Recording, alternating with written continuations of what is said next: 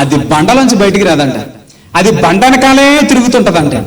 ఒకవేళ అన్ని గమనించుకుని తక్కువమండి ఇలా పొదల్లో కావలసినవి తెచ్చుకుని బండలోకి వచ్చేసి చక్కగా కూర్చుని హ్యాపీగా పడుకుంటదంట.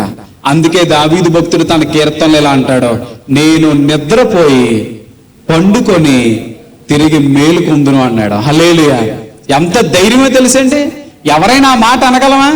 నేను రేపు వస్తానండి అని చెప్పేస్తాం, కానీ వాస్తవంగా మనం ఆలోచన చేసుకుంటే సాయంత్రానికి మన పరిస్థితి ఎలా ఉంటుందో తెలియదు, రేపు ఎలా ఉంటుందో తెలియదు.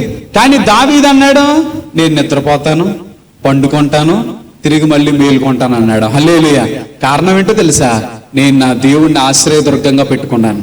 ఈ ఉదయం, ఈ మధ్యాహ్నం దేవుడు నీకు ఆశ్రయదుర్గమై ఉండాలండి. మనకి ఎవ్వరూ నిలబడకపోయినా, నీ నా తరపున ఎవ్వరో పలకరించే వాళ్ళు లేకపోయినా, ఆదరించే వాళ్ళు లేకపోయినా, నేనున్నానన్న భరోసా ఇచ్చేవాళ్ళు లేకపోయినా, దేవుడు నీకుంటే చాలు, ఆయన నిన్ను నడిపిస్తాడు.